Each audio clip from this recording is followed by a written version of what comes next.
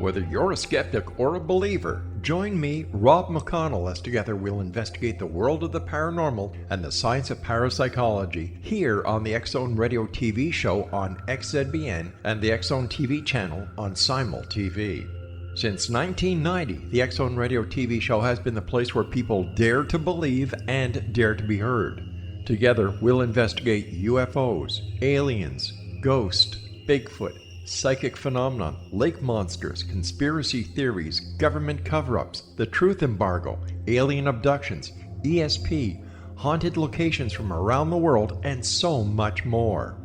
With over 28 years of broadcasting and more than 4,500 individual guests, the X-Zone is truly a place where fact is fiction and fiction is reality, as evidenced by the credibility, integrity, and professionalism of the guests that we bring to our international audience. If you have seen a UFO, had a close encounter, seen a ghost, Bigfoot, lake monster, or a story that you would like to share or have investigated, contact me, Rob McConnell, by sending me your email to xzone@xzoneradiotv.com, or you can call toll-free 1-800-610-7035, extension 143, and on Skype, X-Zone Radio TV. For more information on the X-Zone Radio TV show with yours truly, Rob McConnell, visit www.xzoneradiotv.com or www.xzonetvchannel.com or simultv.com and xzbn.net. Until next we meet here in the X-Zone from our broadcast center and studios in Hamilton, Ontario, Canada, always remember, X-Zone Nation, keep your eyes to the sky and your heart in the light.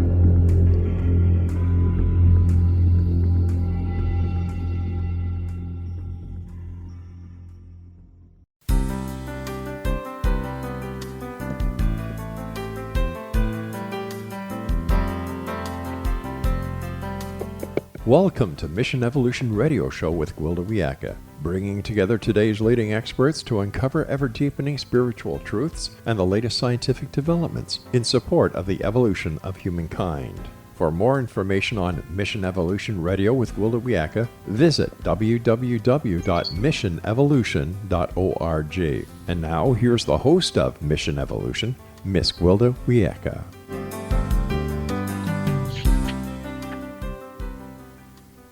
Hello, my visionary friends. Thank you for joining me, Gwilda Wiyaka, on another exciting adventure into future possibilities. This is Mission Evolution, where we share innovative thoughts and information with today's leading esoteric and scientific experts supporting the co-creation of a better tomorrow. You, my treasured audience, are a very important part of this discussion. Email info@missionevolution.org with any comments or questions. We'll address them on the very next show. So grab your pad and pen, take notes, sit back, and enjoy. This hour we'll be exploring from loss through recovery to evolution. If there's one thing that's universally feared, it's loss. Loss of income, a home, a relationship, or a loved one is very traumatic for any of us. At the same time, loss is a constant in life where everything is subject to continuous change. Everything has purpose. The key to finding it is in transforming the experience into something positive. Is it possible to recover from loss and use it to become more than we were before? How can we not only recover, but move beyond suffering and tap into the evolutionary power of loss? With us this hour to delve into the loss and recovery and transformation is Jeannie Seeley-Smith, author of 9 Friends in Times of Loss. For nearly 38 years, Jeannie has served as CEO of Perspectives. She's the founder of Minnesota's largest therapeutic supportive housing program for homeless, recovering women and their children. Jeannie ensures implementation of the agency's mission and vision, its relevance to the community, and its accountability to its diverse constituents. She's also responsible for implementing best practices through a multi-disciplinary team of professionals to ensure families return to permanent housing. Her website, perspectives-family.org. Jeannie, on behalf of our listeners and myself, welcome to Mission Evolution. Oh, thank you, Gwilda. I'm glad to be here. I'm so honored. I'm just so impressed with your work, and I feel fortunate and blessed to be part of it. Well, I feel about the same way about you. What you're doing is you. pretty amazing. What's your educational background, Jeannie?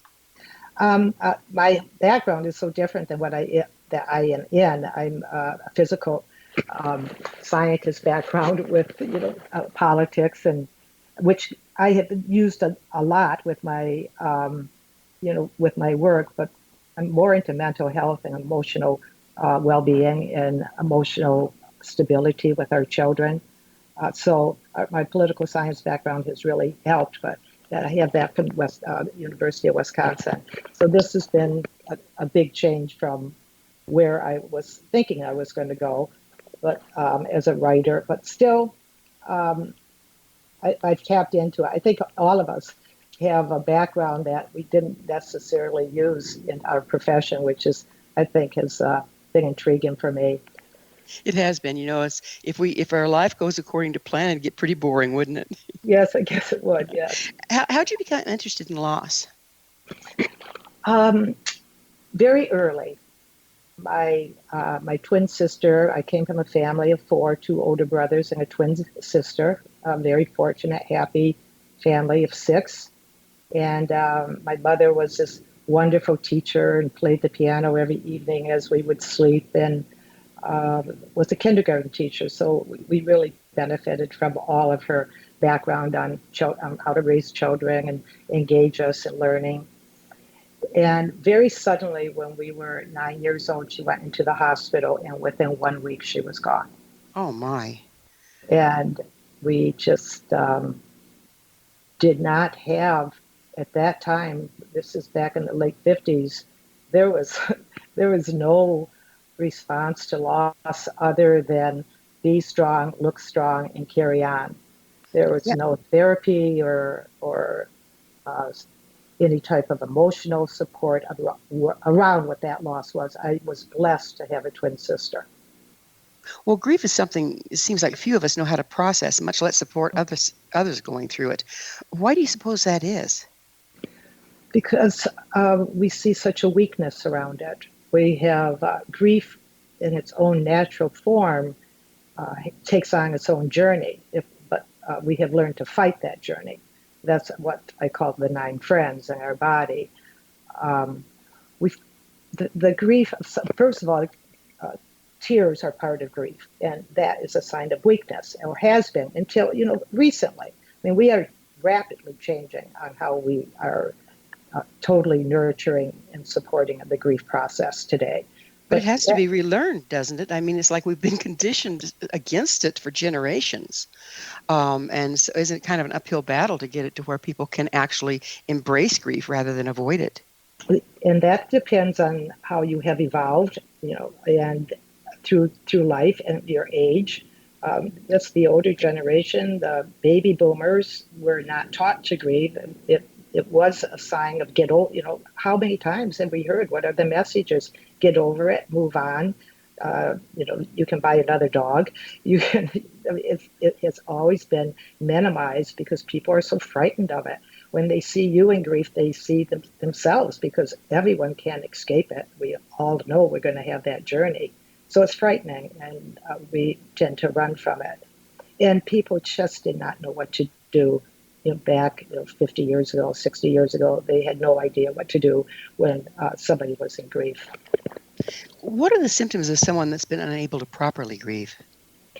Well, it really is quite devastating. Unresolved grief is, I think, at the core of all the women that we serve in our supportive housing program, at the very core. There's another book I have rumbling in my brain on the nine folds of grief. These are the ones I wrote were the nine friends, but the nine folds are anger, things like fear.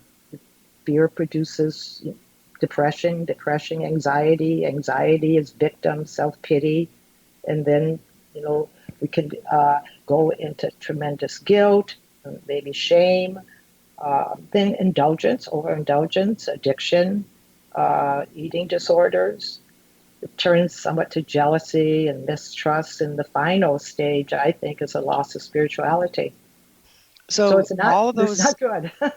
all of those are anchored in unprocessed grief, the way you're looking at it here. I do. I think others have done and managed it maybe more productively.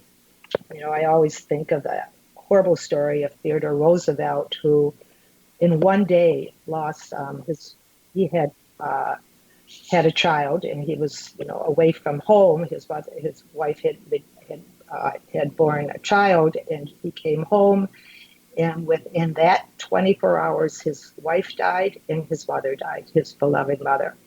At that time, the story was that he had everything erased from the house, and the name of his wife was never to be mentioned again. Mm-hmm. Mm-hmm. And so, some people do respond that way, don't they? It's just like, get it away so I don't have to feel it. Yeah, they get rid of the clothes. They empty the house. They keep pictures, but they can't bear the sight. And there would have to be so much research with people who go into such denial. How does that work? What does that denial do? Sometimes it creates a stronger person doing something else, and they start a new life and they forget the past. But can you? Yeah, that's the question. Can you really? Or does it get locked someplace in your body to percolate later as illness or disease? Well, it has to. If we look at the body, and this was my fascination with the subject, is that I had always seen how the body was able to heal itself miraculously.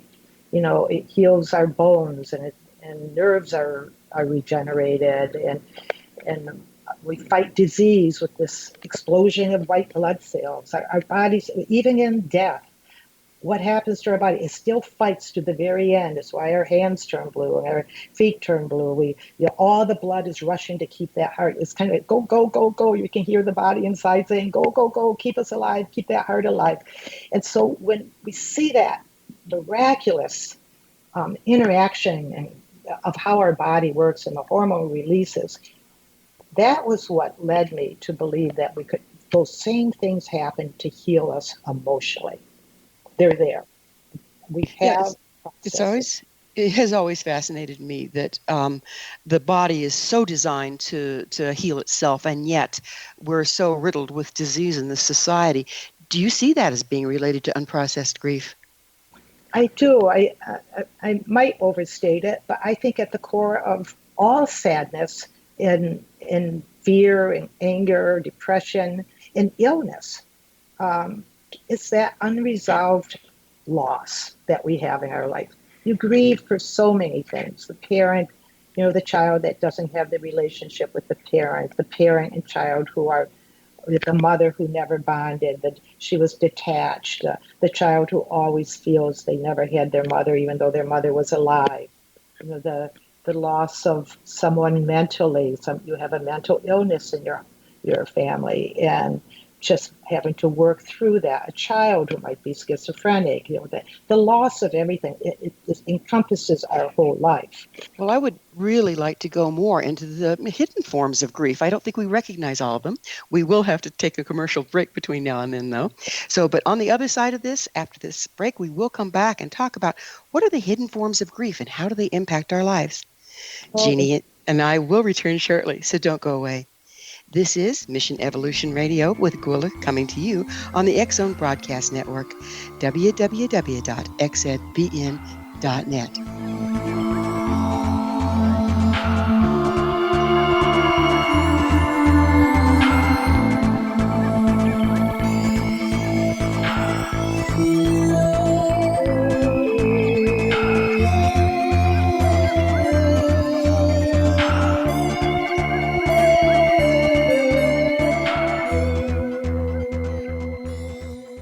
Patty Conklin grew up in Brooktondale, New York with a unique ability. Unlike others, she could see how the vibration of words and emotions affected the physical body. She discovered how to release stored emotion and facilitate healing. This began today's Conklin method of cellular cleansing. The private practice grew with tremendous results, as did her reputation. More and more people sought her out, bringing her into the home for healing.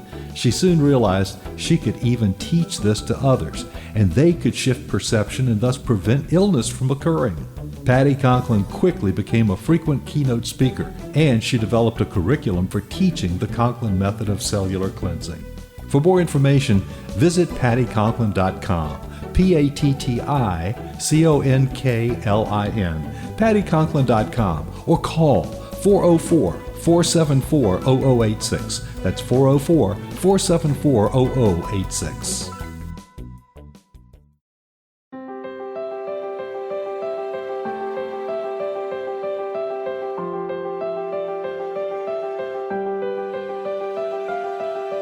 Mission Evolution is dedicated to the well-being of the planet and animals, as well as the evolution of humankind.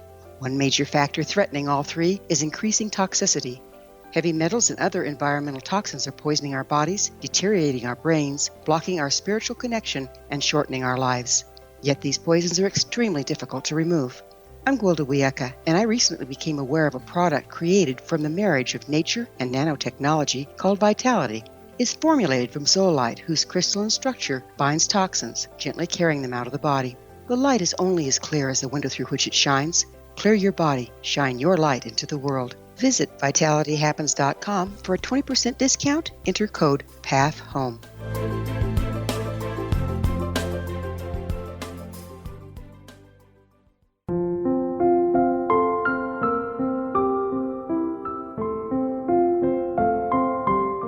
I am Dr. Carl O'Helvey, founder, president of a new cancer foundation focusing on evidence-based physical, mental, and spiritual interventions, including natural cancer cures, prayer, meditation, affirmations, nutrition, and other related holistic cancer prevention and cure modalities. These are used in cancer education, research, and financing care. I ask for your help to continue this important work by donating at www.holisticcancerfoundation.com.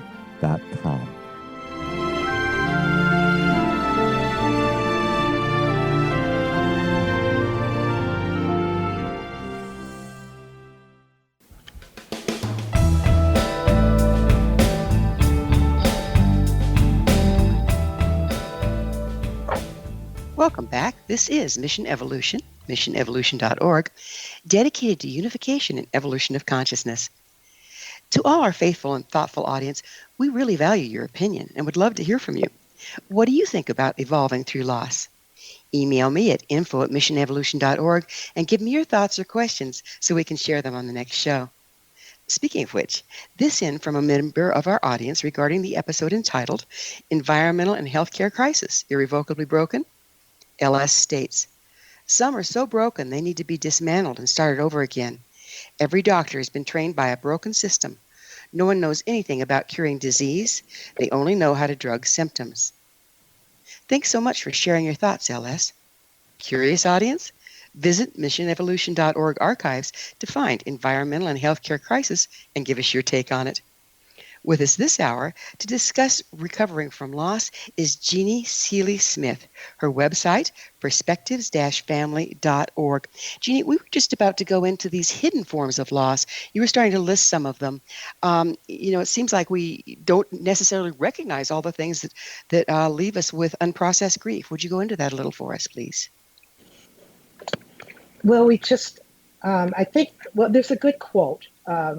There was an 18th century Samuel Johnson, who you know as a great poet and playwright, who said once, "Where grief is fresh, any attempt to divert it only irritates." So I would even go further and say any attempt to divert it, sabotages. And when that begins, when that process begins, then the grief internalizes and deeply and becomes. I think it's a great word that you say hidden, because it is hidden. Nobody has any really concept that what is at the bottom of their depression or maybe their anxiety, or they always feel the shame that they're not worthy. There's such a great, I love the difference between guilt and shame. Guilt is that concept that you can make restitution, where shame says, I did something, so I'm a bad person. Guilt you can restore.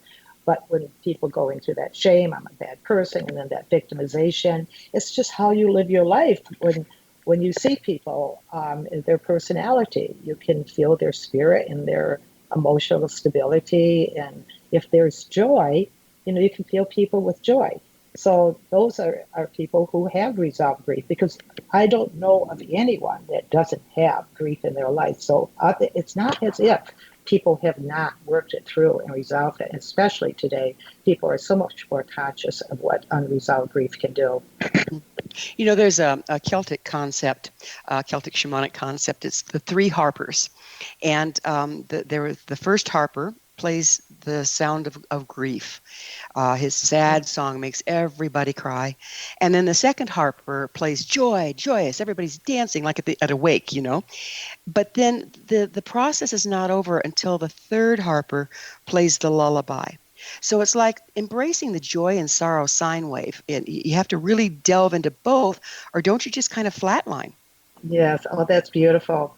Because the joy can come, but even in my little book, my little gift book, Nine Friends, it talks about how joy and laughter were there for a while, and those are two friends that eventually come, and how after a while I write it in the first person, where we begin to get a little bored with joy and laughter. You know, we can only do so much, and they tire us out after a while.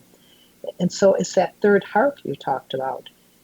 When that comes, the evolution into a more higher level of spirituality, where you begin to tap into resources that we think might be above or over or, you know, somewhere else, but actually found inside of us when we tap into them. You know, that we are, I think, created, designed to have that spirituality within us all. And if you can tap in, and I know meditation, and different people have found it, you know, through mindfulness, it's just it's a leap, I believe. You know, I think Kierkegaard talked about that leap into faith, and I think that's what happens. That's your third harp. Absolutely. So how can we better move through grief? It seems like, you know, what's the first thing that hits, and how do we? It would appear to me that that's when we first start our avoidance, because it's so intense. How can we better embrace that? I think if we understand the process, we won't go immediately into fear.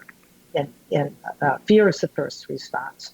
But if we can understand that shock comes first. Now, not always, you know, sometimes it's so, whenever grief comes, there's a shock of it. And then when that happens, and everybody might know that, think back to that time in their life when something hit them that was so terrible. They said, they even say, I feel like I'm in shock. I can't feel. Well, there's a reason why you don't feel, because there is a cascade of hormones, responses that are going through the body, starting in the pituitary gland, that just circles the body, keeping us numb, keeping us shut down, but able to function. You know, sometimes shock is so severe and our body doesn't recover that you can die from shock. But if we know, and I have walked through this shock, I'm saying I'm in shock, we know it's not going to be there. Shock is one of the fastest phases, and I have shock as our first friend, you know, in the book, but it's a very fast phase. Kind of comes in, you might live in shock for 3 or 4 or 5 days, maybe even, you know, 6, 8, 9 days. You always hear, how's that person doing? And somebody will respond, I think they're still in shock. Mm-hmm. And that is a real thing. It's the body. It's the body's function. So when you feel that, you can feel safe. Okay, my body's going through shock. It's taking care of itself. And then I talk about the second response to our grief, the one that is, you know, so denied and so pushed away. How many times, Gilda, do you hear somebody say, oh, they're so strong. They're so strong. And they interpret that strength with a lack of actually sobbing, grief, and even at times maybe hysteria. And that people look at that. Now, that isn't always the great thing to necessarily do in public. It's always wonderful to have a loved one with you when you are in this sobbing state. But we now know through the biochemist William Fry was the first person, in fact, here in Minneapolis back in the 80s that wrote The Mystery of Tears. And we know that tears have a different DNA than shedding tears like from an onion peel or a cold, because they are shedding endorphins. And it releases kind of a valve for stress, sadness, grief, anxiety, frustration. Tears are given to us. The body created them. This is when I first started to do this study. The tears were created for us to be able to release our grief. We know that every time we sob and sob, we feel better. Doesn't last always for long, but we just keep doing it and then it passes. Well, it seems like that's one of the stages, though, that we really judge against. I know that, I went into a grieving process, and I'm not one to cry very much, much to my detriment, no doubt. And my poor son, for the first time in his life, saw me crying. I thought he was going to have a nervous breakdown. So, of course, my tears dry right up, How can we support each other through that rather than go into horror? I think if you're uncomfortable with crying in front of somebody, which most people are. Some people can let tears come, but they can't sob. You need to go into your haven, and you need to go, I just need to go and cry. I know it's healing. And if I'm protecting somebody else, or I don't want to make people more you're uncomfortable, that's a detriment to yourself. You're denying what your body is supposed to do. And I first started my little gift book with a friend who had lost his sister, and he was just devastated. And he was going to a beach down in Mexico, and he was going to walk that beach. And I remember telling him, don't fight your body, and let whatever happens come, because it knows how to heal itself. The body is remarkable, and it will know how to heal. So that was actually the beginning. I started to write this long email to him, and it was the beginning of me writing the little gift book. It's amazing how those things come through. I have a friend, every time that she really feels like she needs to move through grief, and she's brought up like we were, stiff upper lip thing. Yeah. She has a repertoire of very sad movies. And she'll sit down, and the movie itself will start it moving, and then she can go into grief. Are there other tools like that? Oh, that is so fabulous that she does that. Because sometimes it's hard to do it yourself. Sometimes it's just hard to cry. I want to cry, but I can't. Or some people say, I just really never cry. I don't know how to cry. So think how many times that person has suppressed that natural, beautiful gift that we have been given to do that. So what she did was found a way. She kind of backed into it, by looking at movies. Not everyone needs that. Some person can go and just go for a long walk and maybe listen to some music and cry, or some people cry naturally. But what she did was wonderful. Yes, there's people who turn on movies, you read a book, you go into a grief group, sometimes even grief groups, though. People you don't know, you're not as comfortable with. Everyone needs a friend when you're in grief. And if you don't, I have women in our program who really don't have that, any type of person. And so they used my little book as their friend to cry through. It seems like something outside of yourself can be very helpful. Like you say, a friend, a book, a song, because you start going into someone else's sadness first, which is a little less intimidating, and then you can embrace your own. We'll talk about embracing sadness on the other side, but it is time, that magic moment, for another commercial break. Jeannie and I will return to our discussion about grief and moving through it, so you stay right there. This is the Mission Evolution Radio Show, coming to you on the X-Zone Broadcast Network, www.xzbn.net.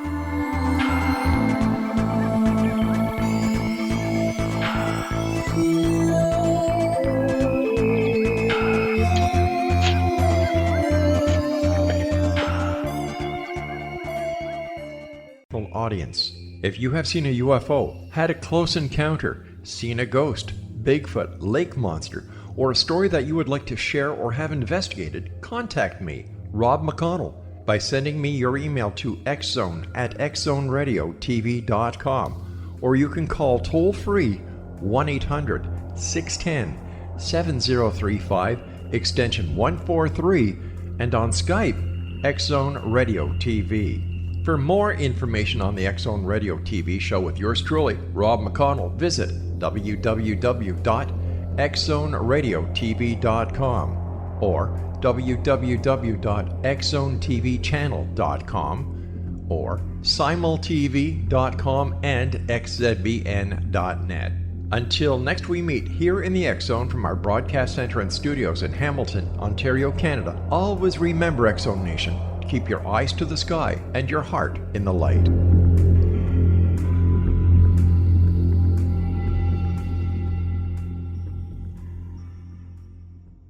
Join Patty Conklin and Healing Within Radio each week. More than entertainment, Healing Within offers educational, useful tools for everyday life. Listen for help overcoming fear, anxiety, and depression. Patty knows about eliminating cancer, MS, dementia, Parkinson's, and a host of illnesses that we face every day. Life can be good. Life is good. All you need are simple tools to start changing your life. Start right now by visiting pattyconklin.com, PATTICONKLIN. No matter where you are in the world, you can work with Patty through Skype, phone, or in person, visiting one of her retreats in Georgia. Visit pattyconklin.com today or call our offices at 404-474-0086. That's pattyconklin.com or call 404-474-0086.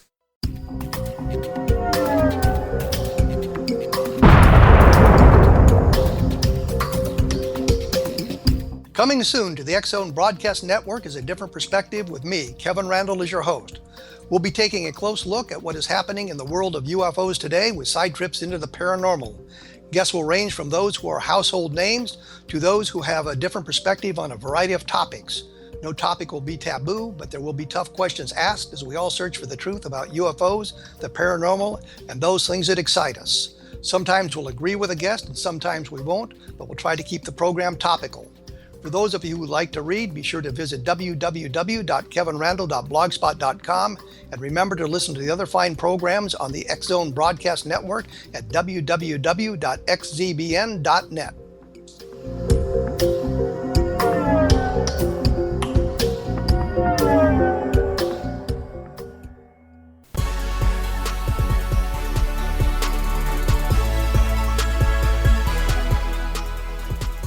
Hello again. This is Mission Evolution. Did you know our entire leading edge information-packed episode collection is available to listen or download with our compliments? Visit our archives at www.missionevolution.org for our ever-growing selection of guests and topics. Our guest this hour is Jeannie Seeley-Smith. Her website, perspectives-family.org. Jeannie, we were getting into some interesting thoughts about the ability to embrace our sorrow, to embrace our grief in order to get through it. Would you mind touching in on that a little bit for us? Thank you, Gwilda, with that question, because that's almost the key question. And it's a painful answer because to embrace, one has to embrace the pain. And there's a AA saying that probably everyone has heard many, many times: no pain, no gain. And that's very similar to grief, that if we do not move into the grief and sorrow and actually embrace that time, we will not heal. The no pain, no gain sort of means no pain. You won't heal unless you feel. And so the pain makes that healing happen. So you have to go through it. It's amazing. The only way out is through, right? Yes, there's no way around it. Yeah, it's amazing to me. I know, again, from my experience having children, that if you can change the way you envision pain or respond to pain, it can ease the process greatly. It's almost like the fear of pain itself is more of the pain. Oh, perfectly said, because it is all based on fear. That we won't be able to go through it. We can't go through it. I can't do this again. I won't be able to. There is 9 Friends, the little gift book. I'm writing the play, so I have come to know grief and sorrow more intimately by writing them and hearing them speak in the play. The play's quite fun to do because the protagonist, Beth, in the play, is fighting with grief and sorrow. And she's telling them, go away. She's trying to keep them out as they walk in. And they walk in with these long black cloaks, and, they're carrying chimes with them. It's all, very deeply tragic feeling as they cross her shadow, as they come into to her little cottage. And when she pushes them away, they said, that we want you to understand your choices, that you need to recognize that we cannot be sent away. You might think we're gone, but if you think we're gone, we're not. We're deep inside. So right, you can never impacting the push rest it of your away. life. Yeah, impacting the rest of we your are, yes, and we will be there forever until you recognize us. Well, So the thing you just said, I can't do this again. Doesn't that speak of the again means you didn't get over the last time, and now here you're confronted with more on top of what you haven't processed? Yeah, I think so. I mean, even and Gwilda, even if you try to do everything right, it's still a horrible thing to go through. A profound loss is with you forever. You heal. That is the whole point of being able to embrace it, and learn to, that you can become, I hate to use the word stronger, but when you emerge from this process, your greatest gift is, I think, empathy and compassion. You do become a more compassionate individual. You begin to learn how to be grateful if you emerge that way. And if you go ahead. Well, it seems like that unless you go through the process, you aren't able to be compassionate because somebody else's grief triggers your own, and oftentimes that just makes us mad or makes us distant. Yes, exactly. Yeah. And it's very similar to the quote that I talked about at the beginning, that any attempt to divert grief only irritates grief. And as I said, when I said I would go further, that it sabotages. So you are not doing yourself any good by thinking that I can get busy and do something and not feel it, and it will go away, and I'm running around and people do a whole bunch of stuff. I'm keeping busy. And those are some natural things, and those are coping mechanisms that very often work. We just clean the house, right? When someone, we have a loss, that is so profound that we have to keep moving. Some of that is good, but you can only do it. You can only clean so long before you have to really recognize and embrace that pain and say, I am in grief. And it lasts, it can last for months. It can last for a couple of years. There is no time for it. But the more you fight it, the longer it will stay. I understand the medical profession is starting to reevaluate the way they look at and deal with grief. I remember early on, grief was medicated away. Somebody's in hysterics and they're sobbing. We'll give them a sedative because that's not okay, right? How are they changing their views on that at this point? Do you know? Well, I am connected to Mayo a bit and had spoken with a physician there when I lost my twin sister, which was the greatest loss of my life, more so than my mother at 9. This was 4 years ago, and I was just there for just a physical, annual physical, and mentioned to them that the first time I came here, 6 months after I lost my twin, we had been there together. My twin and I were sitting in the same waiting rooms that we were waiting in, and I was walking through the same hallways, and this was only 6 months. And they were, when I would be in tears and talk about where I am and how are you doing, they began to think that, why don't you see the psychiatrist?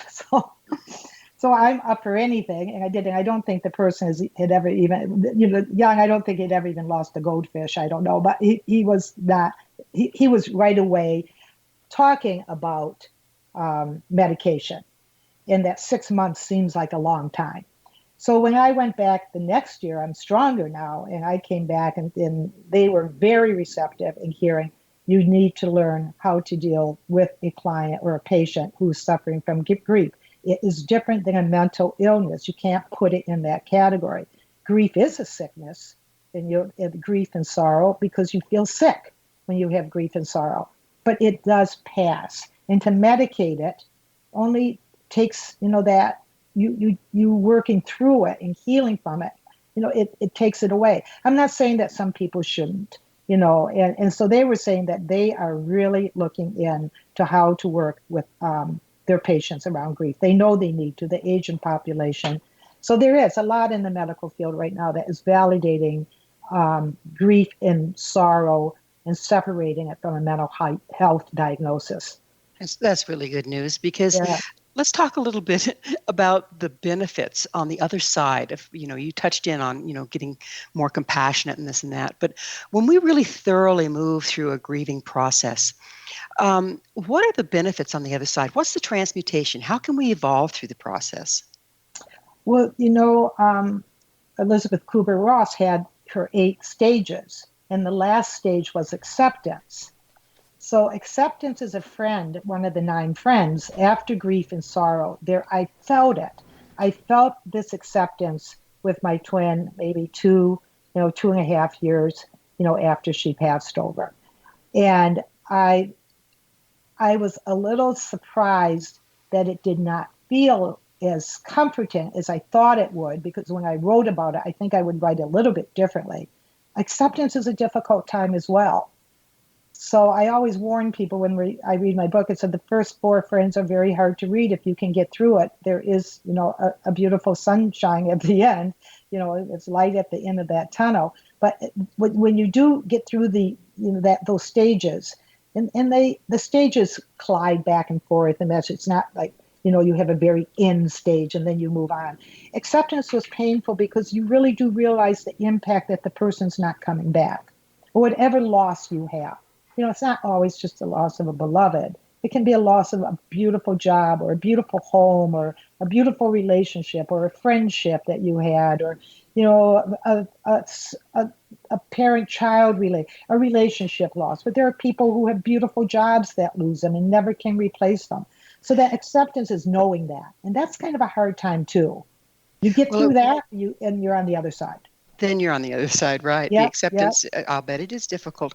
But once you've accepted it, then can't you open up to feeling the joy of what it has been, to feeling the gratitude and to revisiting it and having the good times come back without having to go through that grieving cycle again? Absolutely. That's exactly what happens. And I went through that process. I felt the acceptance and I realized, this is harder than what I really wrote about. Because it was that, in my little book, the sun shines in, because when grief and sorrow are there, all the shades are shut, the fire goes out, the books come out, and you go into this grieving time. It's almost like sitting Shiva, I guess, in a way, but forever. But after acceptance, the friend that comes that we're so happy to see in the book, it's just so, and in the play is more dramatic, is that Comfort comes with a teapot on her head and logs for the fireplace on her back and holding a bouquet of lilacs.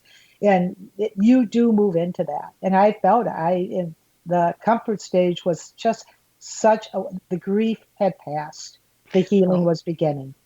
We're going to pick up on healing is beginning on the other side of a commercial break, but it is that time. Jeannie, a good place to stop, yeah. Jeannie and I will be back shortly to continue our discussion, so don't you go away. This is Mission Evolution on the X Zone Broadcast Network, www.xedbn.net.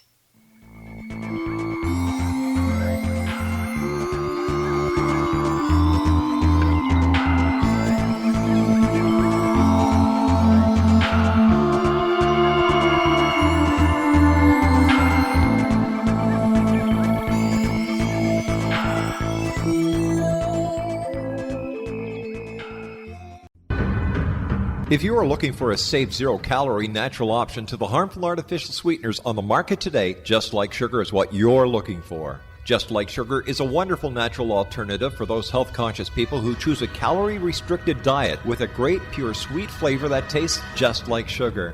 Just Like Sugar is a great natural option for people suffering from diabetes and may be useful in restricted diet programs where standard sugars are not allowed and does not cause a laxative effect of some other sweeteners.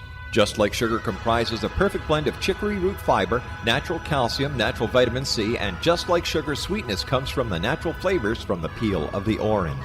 Just Like Sugar is a natural alternative to harmful artificial sweeteners and will change the way that you believe all natural sweetener products taste.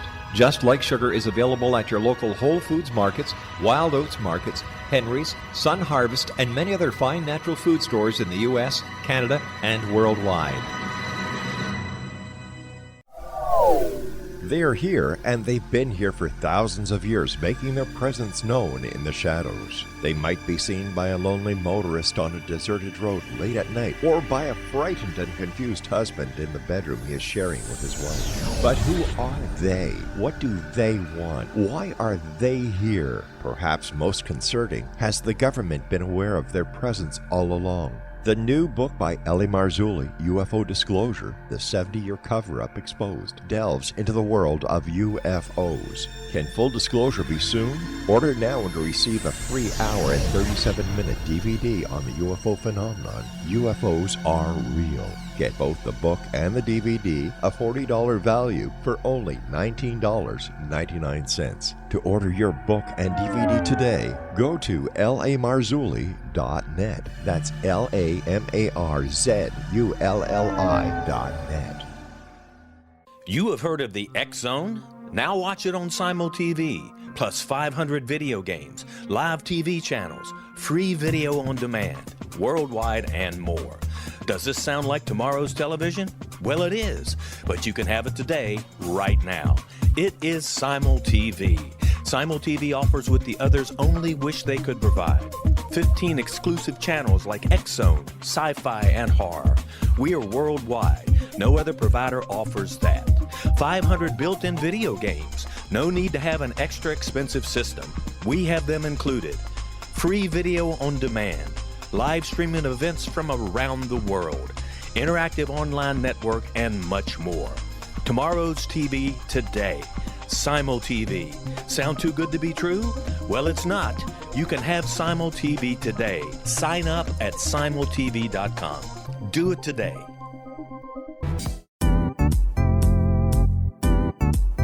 Memorable dynamic presentations are a not-so-secret weapon in the business world.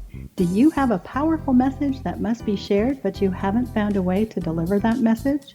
Do you want to be known as a top public speaker who gets amazing results? Are you ready to create and deliver your powerful message? Thomas Hides can help you create and deliver your speech to get the results you desire.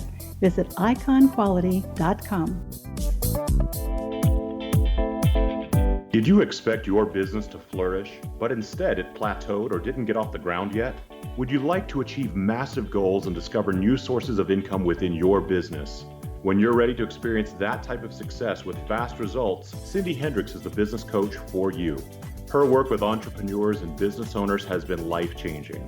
To get you and your business where you want to be, go to imaginemoresuccess.com. Has the fear of public speaking stalled your business or personal life? What would you give to develop and maintain supreme confidence? Have an invaluable private program to always perform at your best. Imagine how you would feel. You can have all that and so much more today with Thomas Hides' life-changing course called Number One Fear Unleashed. Visit numberonefear.com and be liberated from your fear of public speaking.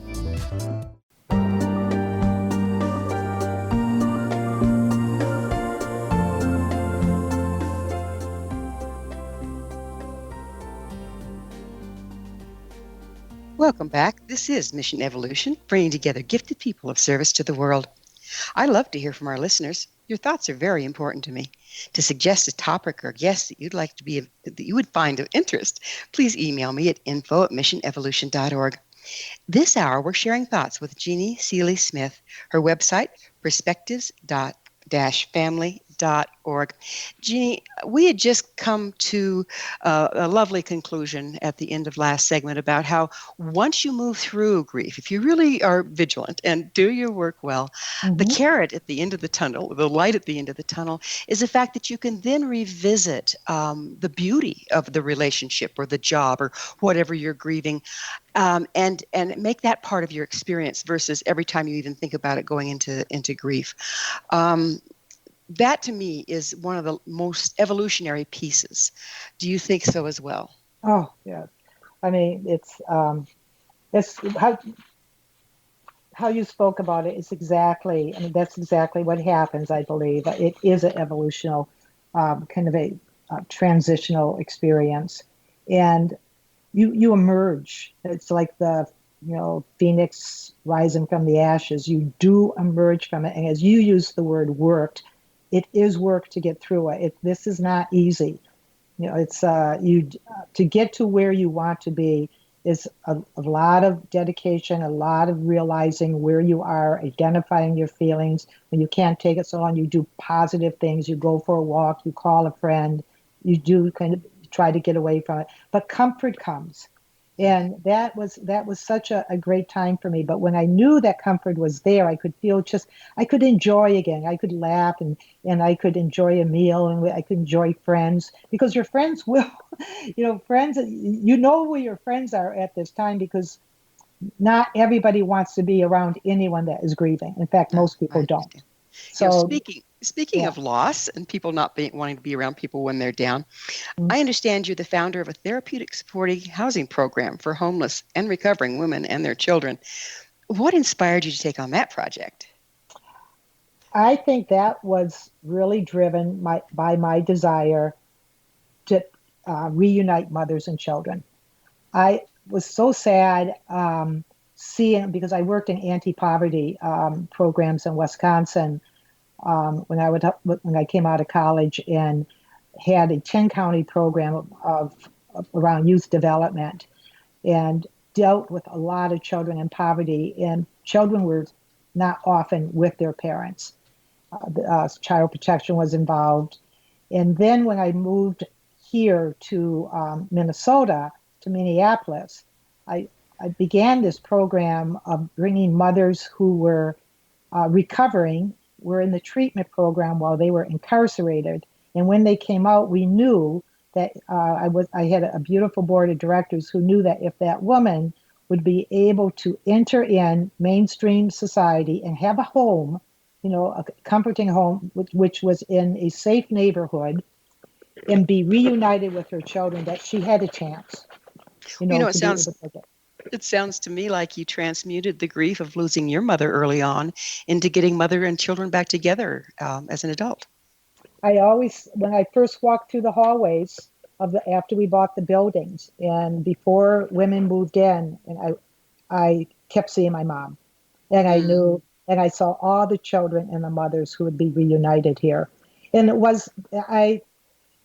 was a very emotional time. I did not have addiction in my background, so I did not know. That's what I was saying before about my education didn't have anything to do around mental health and addiction. But I sure learned through osmosis quickly about addiction and the women that came who so much wanted to change their lives. I was so inspired, Gilda, with the fact that the women who came, they taught us everything. We learned so much from them. If you can think, I'm struggling here. Gilda, this is one of the things in my twin talk. We never said our L's. So an L in the middle of the word was, I said, can't do that one. Yeah. So how did you deal with the trauma that the women and the children had experienced? Once, you're getting very traumatized people, it sounds like to me. Oh, you cannot believe their life. I always speak of them as Fontaine.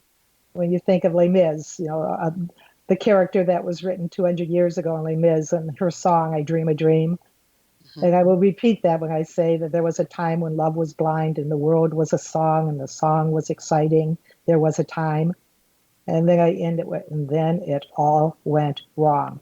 And no woman, thinks she's going to be incarcerated. No woman thinks she's going to lose her child and become homeless. So the fact of bringing women who have been so traumatized, and we were one of the first who did trauma-informed care because we knew trauma was at the core. So and grief, right?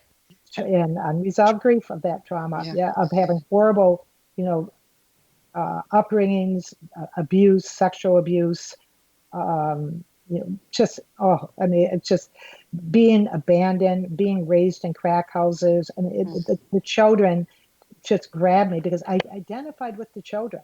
I did not identify as much with the mothers, but I did with the children, and that just kept me going for now 37 years. Oh, bless you for doing it. Have you found a way to help these women and children transform their loss into better circumstances? We do it. We believe our motto is a national motto. We speak a lot, to our county and our state and to even the DHS at federal level around a trauma-informed model it's a multidisciplinary staff, which means that you cannot work with a woman in isolation without work and just providing her a house to live in. And our homes are completely furnished. But we know that we can get them, as we say this little saying, we can get them off the street, but we want to get them on their feet, which means working with the core issue of homelessness, and that is trauma. So we have to have therapists. We have our own outpatient treatment program, and this is an expensive program for the women, but we spend the same amount for the children. We have a family center where we provide a kids cafe, extended day programming, mental health program for children, an early childhood education program. So we believe that the model that we have created is a multi-generational model, the only model that will break the cycle of violence and break the cycle of homelessness. What would you like to share with the members of our audience that might find themselves in similar circumstances? I mean, like none of us, gosh forbid, think we'll ever end up there. But then what? Well, you don't want to end up there. And we have a lot of safety nets in our society that keeps you from ending up there.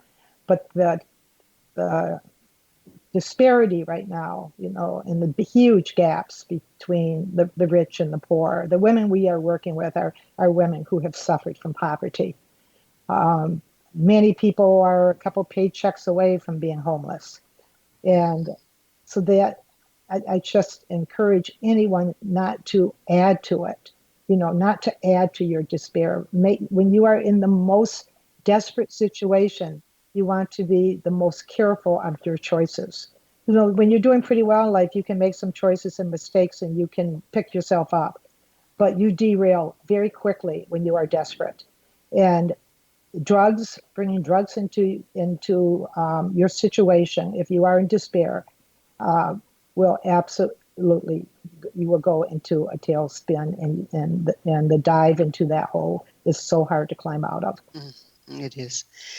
What's your vision for the future of your company of Perspectives? Well, we are right now in a $13 million capital campaign where we are rebuilding our family center and adding on 16,000 square feet so that we can have additional early childhood development program. To me, the key to our future is early child development, where you are able to intervene with a child who has experienced trauma since birth. That the research is so compelling. It comes out of Harvard. It's around the world. It's all done. That is wrapped up. We know that you can intervene in a child before they are 3 years old, or at least before they are 5, and you can change that situation for them.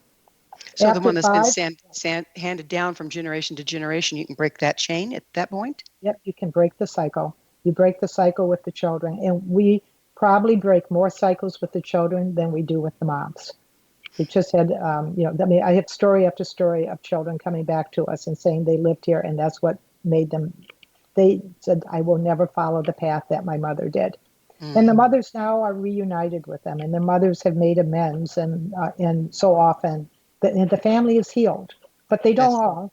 Probably 25% of our families do Well, not make it. 25% is a pretty good percent given Yeah, the tragedy you're dealing with.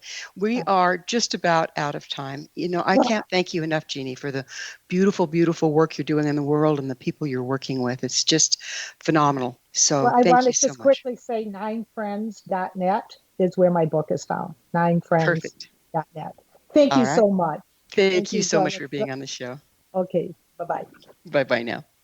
Our guest this hour has been Jeannie Seeley-Smith, the author of 9 Friends in Time of Loss. Jeannie serves as CEO of Perspectives, Minnesota's largest therapeutic supportive housing program for homeless recovering women and their children. Her website, perspectives-family.org. Remember, our entire information-packed past episode collection is available for listen or download free of charge. Visit our archives at www.missionevolution.org for our ever-growing selection of guests and topics. This has been Mission Evolution with Gwilda Wiyaka on the X-Zone Broadcast Network, www.xzbn.net. Join us next time as this mission continues, bringing information, resources, and support to our evolving world.